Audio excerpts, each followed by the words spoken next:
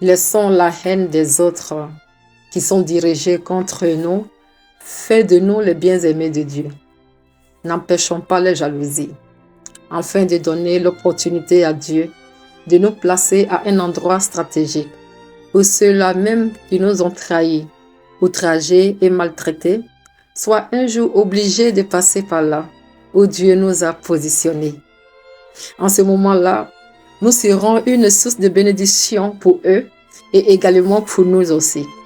Ainsi donc, nous dirons avec conviction qu'il y a envers nous des persécutions, des méchancetés qu'il nous faut accepter et applaudir, même si cela est injuste et douloureux.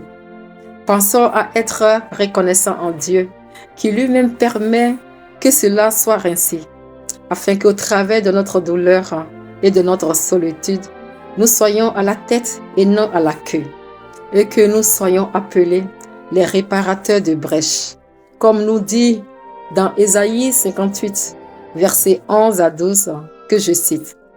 L'Éternel sera toujours ton guide.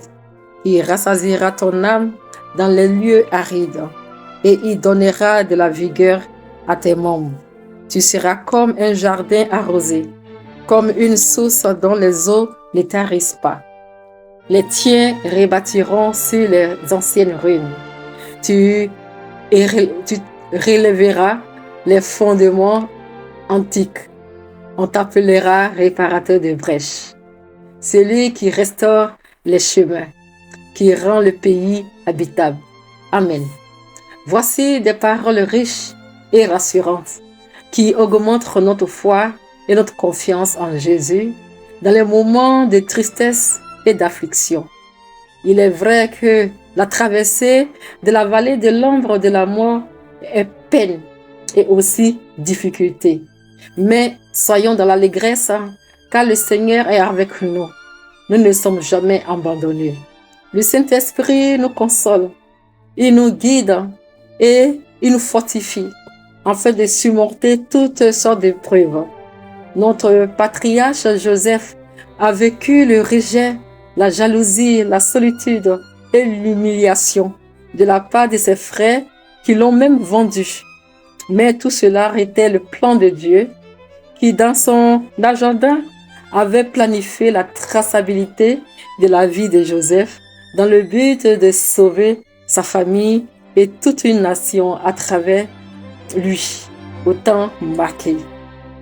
Les songes que faisait Joseph et l'immensité d'amour qu'avait Jacob, son père, pour lui, plus la tunique à plusieurs couleurs qu'il lui a offert, ont activé la haine dans le cœur de ses frères.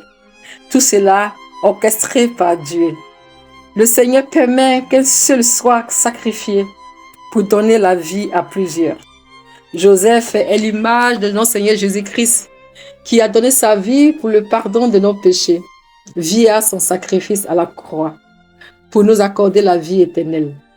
Exactement comme l'histoire de Joseph, car la famille faisant ravage en Israël, c'était en Égypte qu'il fallait se ravitailler. D'où la stratégie de Dieu à positionner son bien-aimé Joseph dans la maison de Pharaon, à un poste élevé. C'était lui qui commandait dans tout le pays et il vendait du blé à tout le peuple du pays. La Bible nous dit que les frères de Joseph virent se prosterner devant lui, la face contre terre. Le livre de Genèse, chapitre 45, versets 4 à 5 nous dit ceci.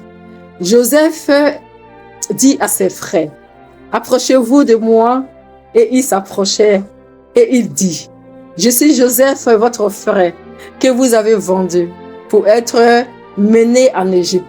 Maintenant, ne vous affligez pas et ne soyez pas fâchés de m'avoir vendu pour être conduit ici, car c'est pour vous sauver la vie que Dieu m'a envoyé devant vous.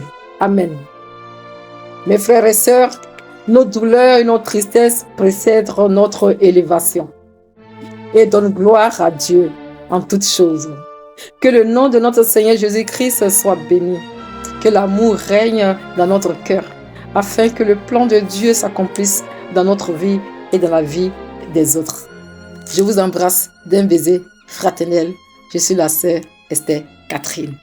Amen.